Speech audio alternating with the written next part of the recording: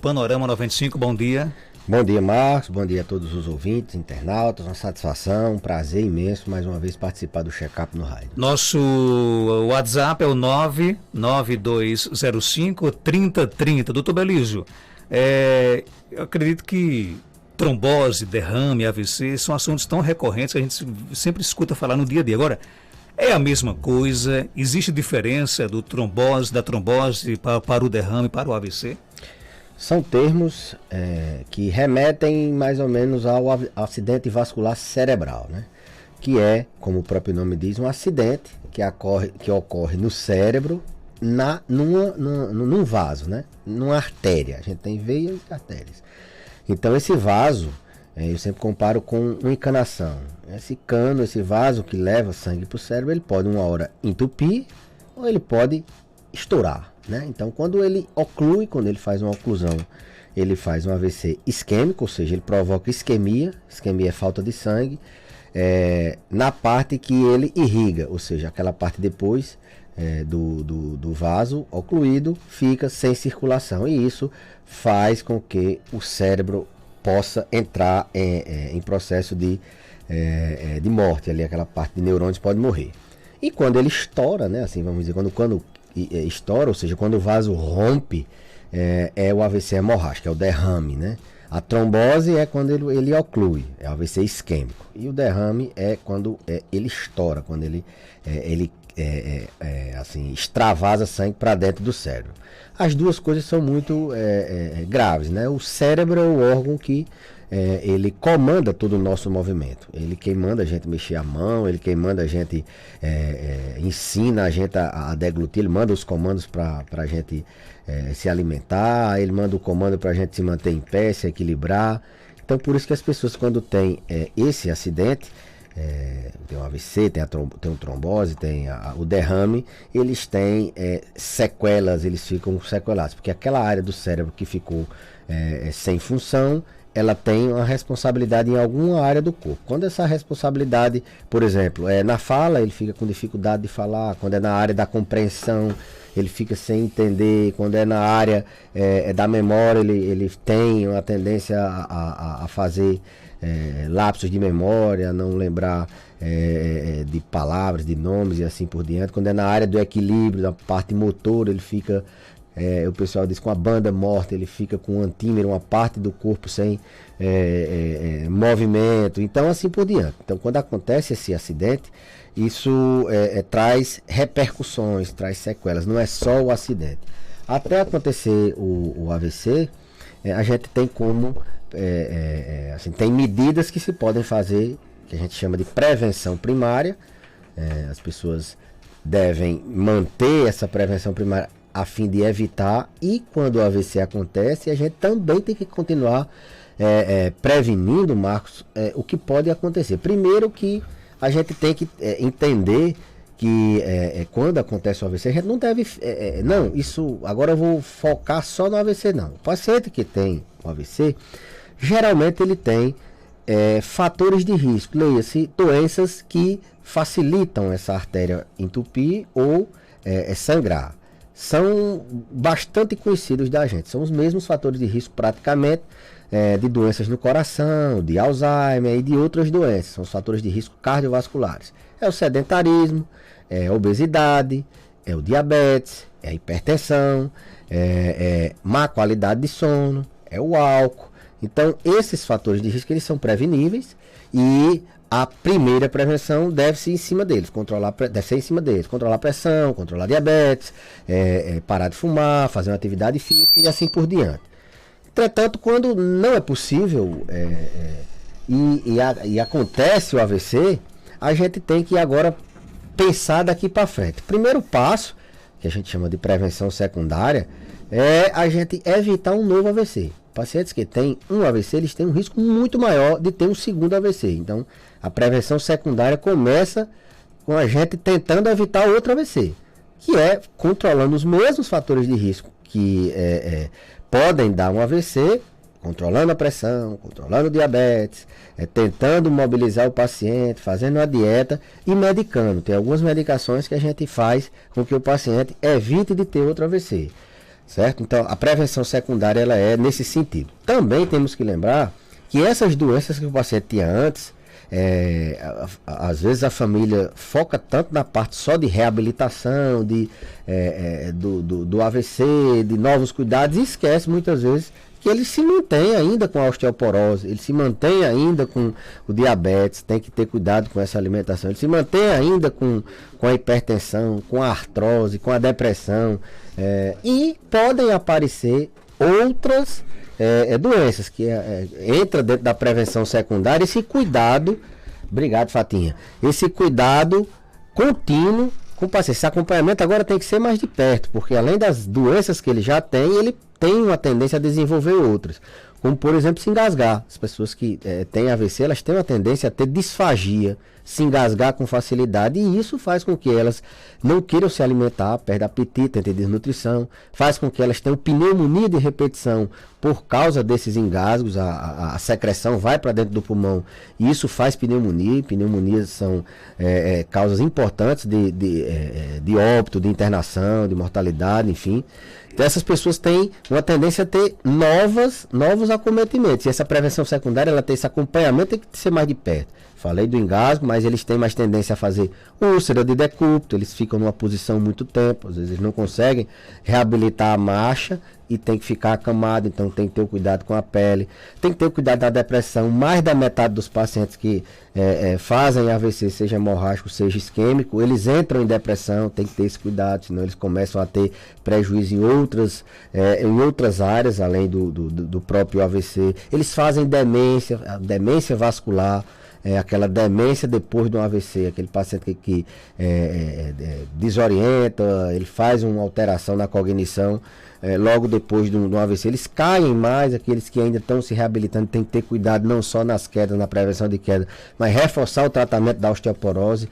A gente falou semana passada de osso fraco, e esse osso tem que estar mais forte. Então a ideia, Marcos, nessa prevenção depois que o acidente acontece, depois que o AVC acontece, é da gente controlar próximos eventos, né? Próximos desfechos negativos. E o alerta é exatamente porque, na maioria das vezes, o profissional, a própria família, eles focam muito só na reabilitação do AVC e às vezes deixam de lado as outras coisas. É a hora, vou levar meu pai, minha mãe, meu avô, minha avó, levei no hospital, teve AVC, e o depois.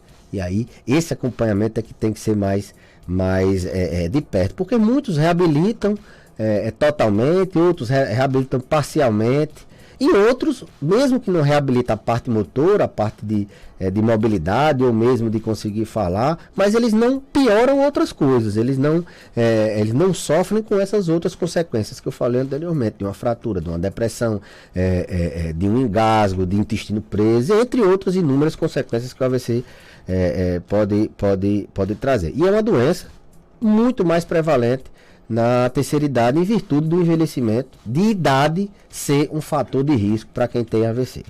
Ok, então a pergunta aqui do nosso ouvinte, mesmo tomando todos os cuidados, tudo bem direitinho, quem teve AVC corre o risco de ter AVC de novo? Indubitavelmente.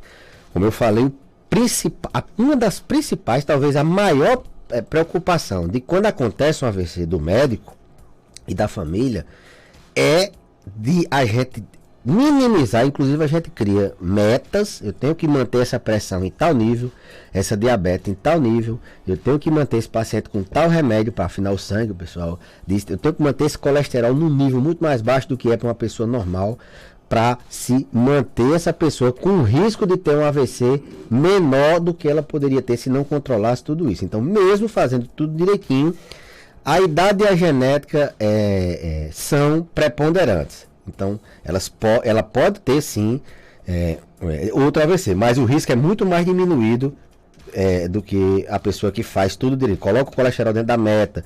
Se tiver uma arritmia que precise anticoagular, a fibrilação atrial, por exemplo, anticoagular, vai rotineiramente às consultas, tá fazendo a dieta adequada. Dieta adequada não é, eu sempre digo, não é emagrecer o paciente que tem AVC, a gente nutrir ele com qualidade, tá prevenindo engasgo, fazendo fono, usando algum espessante, alguma coisa que possa prevenir a disfagia, e assim por diante, né, Marcos? Então, é sim uma das prioridades a gente fazer o que a gente chama de prevenção secundária. É uma prevenção depois que acontece o evento. É a mesma coisa quando o paciente tem um infarto, ele não fica tomando alguns remédios para evitar de ter infarto de novo. Do mesmo jeito é o AVC, ele tem que fazer algumas medicações, às vezes algumas intervenções. Tem paciente que tem AVC, por exemplo, por uma fibrilação atrial, ele tem que usar um anticoagulante, ou às vezes ele tem que fazer uma ablação no coração, ou tem que botar um marca-passo, alguma coisa nesse sentido. Tem paciente que precisa fazer ele tem uma doença carotídea, uma artéria que a gente tem que leva o sangue para o cérebro, ele está cheio de placa de gordura ali, e essas placas se soltam e vão para o cérebro ocluir uma artéria. Então, muitas vezes ele tem que fazer um procedimento endovascular de tirar essa gordura, ou mesmo abrir a artéria e tirar essa gordura, ou colocar um stent, que é uma molinha, aquelas mesmas que se colocam no coração. Então, a prevenção secundária é essa, de evitar de acontecer um outro, certo? Quem teve AVC hemorrágico pode tomar AS? Não. Entenda. O AVC isquêmico, ele é a oclusão da artéria. Então, para que a gente facilite o sangue, afine, assim, vamos dizer que a oclusão geralmente acontece por causa de uma trombose, um trombo, e o AS é um antiagregante e um antitrombo. A gente fica utilizando o AS para evitar de acontecer outro trombo, no AVC isquêmico. No AVC hemorrágico aconteceu o contrário, sangrou, e o AS ele assim, facilita o sangramento. Então, na fase aguda, o paciente que teve AVC hemorrágico, ele não pode utilizar AS, é uma contraindicação. Mas, pacientes que, por exemplo, acontece muito, o paciente faz uma isquêmica e faz uma transformação hemorrágica. Então, ele entupiu e depois ele sangrou. Esses pacientes, com o tempo, a gente pode sim, porque o risco dele fazer um isquêmico supera o risco dele fazer um sangramento depois. Isso são casos que a gente seleciona. Então não é que nunca mais, se teve só hemorrágico, talvez ele não vá precisar mesmo de AS. Porque o principal fator de risco que mais prepondera no AVC hemorrágico é a hipertensão. Ele tem que controlar bem a pressão. Então, sangrou, não usa AS. Entupiu, usa AS. Agora, como eu disse, uma coisa pode se transformar noutra, e com o tempo a gente tem assim, a opção sim de prevenir o AVC isquêmico com AS ou com outra medicação. Mas o principal, Marcos, o fator de risco que mais pesa é a hipertensão. Tem mais perguntas, doutor Belísio. Um idoso estando com a urina muito escura, embora não esteja sentindo nenhum incômodo, o que poderá ser? Ele teve vários AVCs. Pronto. Uma das coisas é pouca hidratação.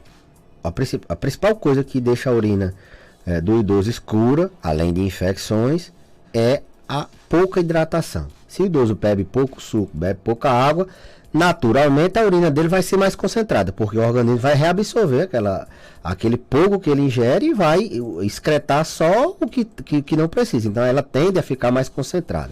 Então aumentar a quantidade de líquido. No paciente que tem AVC, Marcos, muitas vezes eles não têm uma ingestão boa de líquido por causa do engasgo que eu falei, da disfagia, porque eles fazem disfagia principalmente aos líquidos.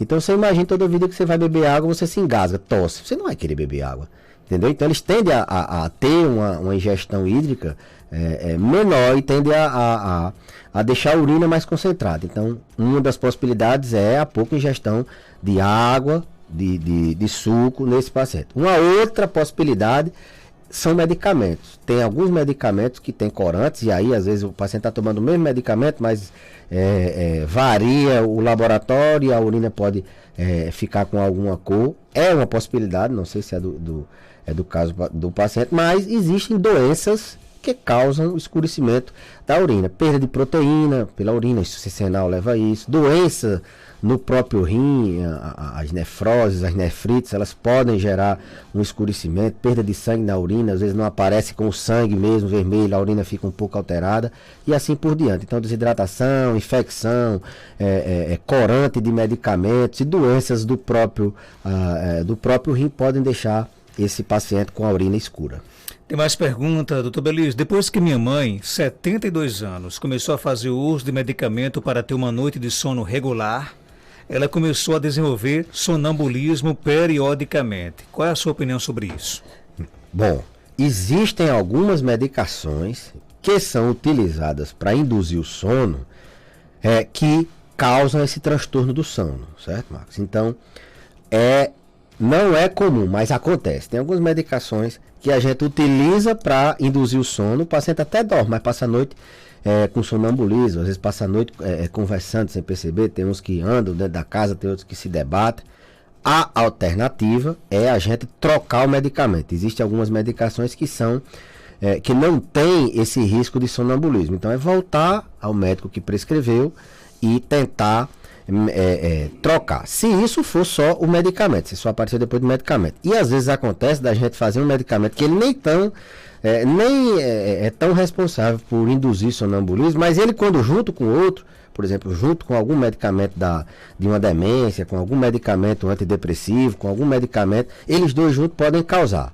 Então, investigar se realmente for medicamento, e a gente tem uma máxima que tudo que acontece no idoso depois de iniciar um medicamento novo, a gente culpa o medicamento até que se prova o contrário. Às vezes não é, mas na maioria das vezes é. Então, voltar ao médico e tentar, olha, doutor, está acontecendo isso depois que começou esse medicamento. E aí o médico vai tentar minimizar esse que é péssimo para o acompanhante, para o cuidador. O idoso também sofre, não é tão raro a gente ver idoso que cai da cama porque teve sonambulismo, porque teve algum transtorno do sono, não só quando ele quer urinar à noite, se levanta e cai, mas ele rola da cama, rola da rede, cai, fratura um quadril. Então isso tem que ser tratado. Tem pergunta aqui no nosso WhatsApp, vamos ouvir. Bom dia. Bom dia, Marcos Dante, bom dia para todos os ouvintes, bom dia aí para o médico que está de plantão hoje na rádio. Marcos, eu gostaria de fazer uma pergunta para o médico, porque, assim, como ele está falando sobre AVC, essas coisas, eu fiz uns exames de sangue e o triglicérido deu 398, sabe? E eu fui no médico, aí todos os exames deu bom, só o triglicérido que deu 398. Eu perguntei para o médico a triglicérido o que é que provocava. Aí disse que provocava AVC. Então o médico passou um remédio para mim, só que eu já procurei onde eu coloquei a receita para me comprar o medicamento. Aí agora eu tô meio assim para ir para ele novamente, sabe? Porque eu não tô com a receita, não tomei o medicamento. Eu gostaria de perguntar aí ao médico o que é que eu poderia fazer, o que é que combate mais para diminuir a taxa da triglicéridos. Queria que ele me explicasse. Irto, beleza? Bom, triglicérides é uma das taxas, né? A gente considera a taxa de massa no organismo, né? Então, essa hipertrigliceridemia, ela geralmente é ocasionada tanto pela genética como também pelo consumo excessivo de carboidratos de massa que se acumulam nessa forma de triglicéridos no organismo. O problema da hipertrigliceridemia não é só que aumenta o risco de doenças cerebrovasculares, no caso AVC, ou cardiovasculares, no caso infarto, mas pode dar outras consequências, por exemplo, uma pancreatite.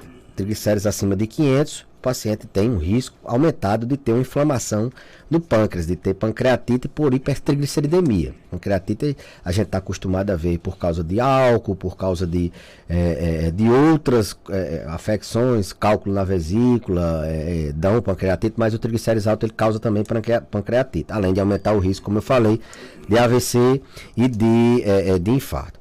O que aconteceu com ela, com a ouvinte, Marcos? Acontece isso, olha, o ser humano pode errar, a gente às vezes não é natural, às vezes a gente passa um remédio, o paciente perde a receita, ou ele naquele momento não deu para ele usar aquele medicamento e agora ele tá no momento dele e ele não encontra mais a receita. Entre em contato com o médico, dá uma ligada para a secretária, dá uma ligada para o médico. Doutor, olha aí no prontuário, será que não dá? Se foi na atenção básica, volta lá, doutor, esqueci, eu perdi. Ninguém vai lhe condenar por causa disso, não tenha dúvida. Ele faz novamente a receita, eu agora estou assim, pronto para começar o tratamento, então eu acho que é tranquilo. Mas, de forma geral, diminua a quantidade de massas, vê se dá para ir para a nutrição, para o nutricionista e começa uma atividade física. Tem mais perguntas?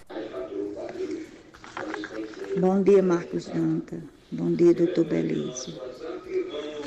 Marcos Danta, eu gostaria de fazer uma pergunta, doutor Belísio, Porque assim, a minha mãe, ela toma aledronato de sódio, de 70 miligramas. E quando ela toma, ela toma uma vez por semana, que é na segunda-feira. Foi o médico que passou para ela, já faz uns 2 anos. E quando ela toma, apresenta uma coceira no corpo.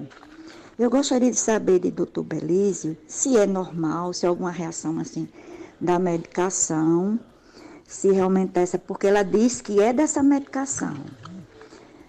Aí eu vou ter que ir para o médico para saber. Aí eu gostaria de perguntar a doutor Belísio, é da reação dessa medicação? Apresenta essa coceira? Se ela deve deixar de tomar, como é? Doutor Belísio. Obrigada e tenha um bom dia. Bom, o alendronato, Marcos, ele é uma medicação utilizada para tratar a osteoporose. É uma medicação que a gente chama de bisfosfonado, um antirreabsortivo, que é isso. Ele evita que o osso seja reabsorvido, que o osso seja destruído para levar cálcio assim para o sangue. Então ele evita essa reabsorção, é um antirreabsortivo. Ele deve ser tomado em jejum, paciente nunca deitado, esperar meia hora para poder se alimentar, tomar com água como eu falei, semanalmente, como a paciente está tomando. As principais reações adversas dos bisfosfonados em geral, do alendronato, são intolerância gastrointestinal. Eles, quando, assim vamos dizer, impactam no esôfago, eles podem causar uma esofagite. Pacientes que têm doenças no estômago, alguns têm alguns sintomas, são raros esses sintomas. Eles também podem causar uma discreta dor no corpo. Tem pacientes que são mais sensíveis, tem pacientes que são menos sensíveis a dores quando tomam esse medicamento. Então, sintomas no estômago e dores no corpo são principais sintomas que o paciente tem com o uso dessa medicação. Agora, coceira no corpo é uma reação adversa a qualquer medicamento. Qualquer solvente de medicamento. Pode ser só o laboratório que trocou.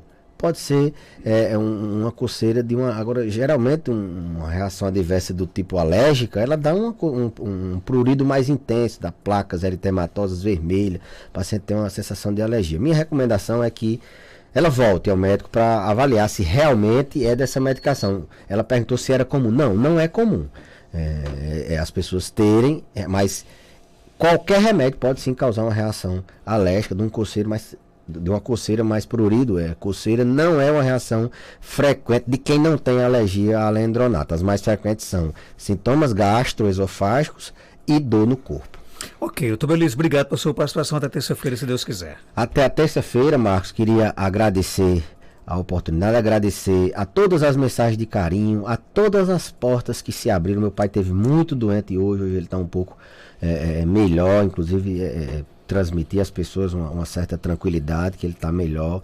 Ontem a gente teve que precisar de várias portas que estiveram abertas para o nosso pai, desde o Hospital do Siridó, passando por secretaria, passando por pessoas individuais, colegas, Edson, minha cunhada Lina, minha esposa, meus irmãos, que vieram todo mundo lá para casa. E a gente se sente muito bem, Marcos, quando sabe que é bem recebido nos cantos. Eu acho que a ação, ela gera reação também. Ontem, graças a Deus, tudo deu certo e meu pai tá bem melhor hoje. Então, muito obrigado a todos e obrigado a você pela oportunidade. Qual o nome do seu pai? Seu José Belísio. José Belísio. Recuperação, Zé Belísio, viu? Seu José Belísio está melhor, graças a Deus.